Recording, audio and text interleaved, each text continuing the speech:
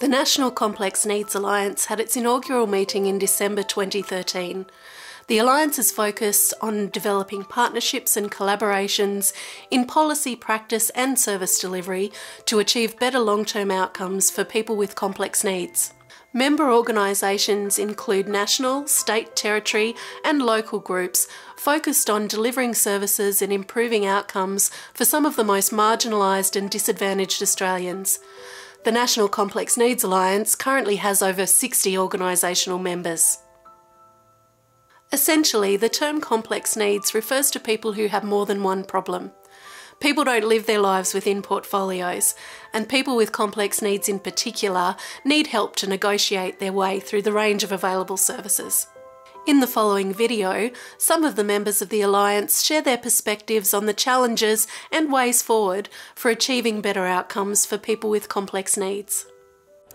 We see the move towards identifying that majority of clients who access services like ours actually have complex needs. So we've known this for years. Carolica Programs has been delivering drug and alcohol treatment services since 1976, and during that period of time, right up until now, we've always had clients with complex needs. So although people might be primarily diagnosed as having a drug or alcohol addiction, the majority of people who come to our services have multiple issues. They might have, 80% of our clients have mental illness. There'll be a small percentage with acquired brain injury. The majority of our people who come to our family program have histories of complex family situations that might include domestic violence, homelessness, it might be intergenerational, multi-generational, low unemployment and low socioeconomic disadvantage. So really we're working with people at the pointy end all the time in our service.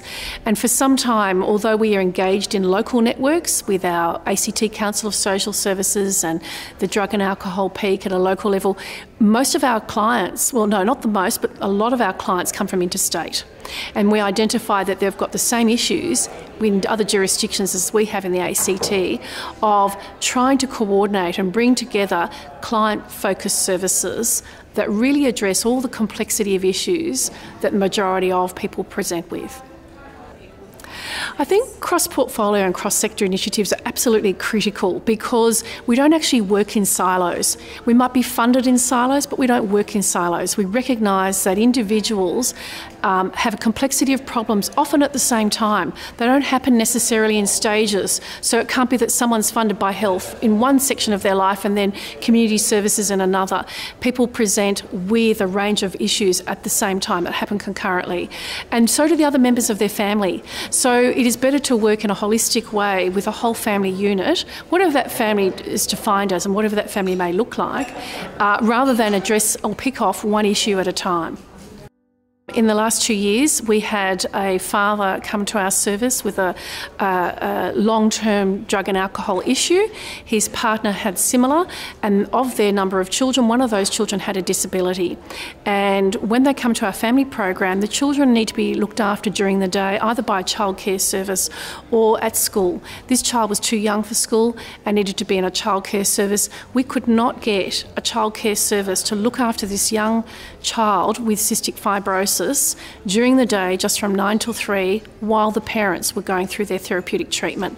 Parents were fine to look after the child at night and in the evening and in the mornings and on the weekends, but during their counselling time and their group therapeutic time, they really needed that respite of having someone to support their child. They tried to do it for a period of weeks, as did our staff, to try and support that client, but that child needed specific expertise in his day-to-day care. Therefore, at the end of the day, the parents ended up leaving the service. The other children then obviously had to go as well, and this child was actually then taken away by a care and protection agency. So it does take a community to actually support a person, and by a community I mean a multitude of services to coordinate together. We spoke to government, we spoke to individual services, but we couldn't get that coordination to happen. And the reason, the bottom line was that because the family were already accessing a health service, that meant that those people were called double dipping, meaning that they were trying to get services from another area of not jurisdiction, but of directorate or government department. What we would like to see happen is that collaboration and coordination when you have families or individuals with multiple needs can all come together at the same time. And look, I think we were moving towards that, but what we need to do in terms of the policy direction that the government's taken is acknowledging that family units, however they look, we need to work in a holistic way. I've been involved in some research now for about the last 8 years, looking at people who have complex needs in terms of both mental health disorders, cognitive disability and contact with the criminal justice system. We started a project a long time ago looking at the overrepresentation of people with intellectual disability in the prisons, and very soon realised that many of the people we were seeing in the prison had many more things than just one diagnosis. And so we became very interested in the idea of complex needs. I think there's a couple of reasons why cross-sector portfolio and cross-sector collaboration is important. I think one of the key problems is that often we construct this group of people as falling through the cracks. And I think, and from our research at the University of New South Wales, I don't think they're falling through any cracks. I think they're actually in every single system. And so what we're seeing is multiple services at different times or at the same times across multiple levels for different reasons. And I think integrated services are an antidote not to people not getting the services they need, but actually getting services that are properly targeted to the needs they have. And I guess for people with complex needs, part of the biggest issue for them is that it isn't just one issue. And so one single siloed service delivery really can't address the sorts of needs that they have. One of the analyses that you might want to bring to complex needs is the fact that it's actually the presence of multiple things that become the problem, not just the problems themselves. And so an integrated approach can actually address what we now see as actually a complex policy problem and a complex service delivery problem, not just complex needs. If you look at one problem, it may not seem that big a problem, but when you look at the breadth of things or the depth of problems and you add them all up, it's actually more than the sum of its parts. Our communities of interest are broad. And many people in our communities of interest lead complex lives. So viral hepatitis is not something experienced by a narrow portion of the community.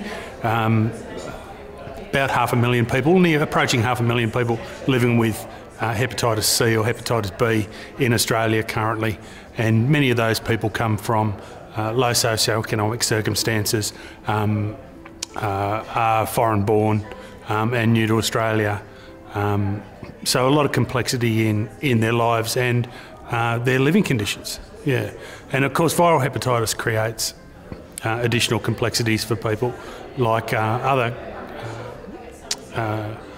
chronic health conditions. Yeah, I think we're dealing with wicked problems. So if solutions for the sorts of issues we've canvassed today were straightforward, the problems would be solved already. So we work with people with dementia, and as most people know, that dementia usually comes with a whole lot of other different needs as well. And we're particularly interested in younger onset dementia. So usually these people have been taken out of employment because of the dementia symptoms, have young families, there's heaps of impact on families, and we're just sort of more interested in looking at the whole scope of needs for people with dementia. Because people don't just have one need, they have a whole lot of different multiple needs, and services need to join together to help that one person. I love that quote that it's not the person with the complex needs and it's not the person with the problem, it's the services that are the problem, and not allowing them to have the best support that they can have. So a lot of the time you see people that might have great support in one area but lacking another area, and that person's still not being better off with a whole of system support. The people we represent, and that's 5 million Australians, have multiple complex needs as a result of being sexually abused, emotionally abused, experienced all sorts of deprivation in childhood during those crucial developmental years. And that has a profound impact on the ability of people to function, right through their life. Look, people by complex needs have complex needs, so we need a lot of responses, and when responses occur in silos and not integrated, they don't respond to human beings. Human beings are individuals. They have their own stories, and they have multiple requirements, multiple service requirements.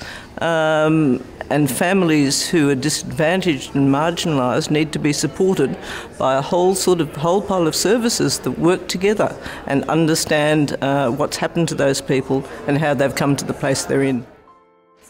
Look, it's often very hard for certainly the people we support to know where to get the help. Firstly, it's not affordable and it's often not accessible. And what we find is that a lot of services don't know about the service in the next suburb. So services aren't talking to one another. And if services don't know what else exists, how can clients and how can individuals? That's what hasn't been considered is the economic cost of not providing appropriate services.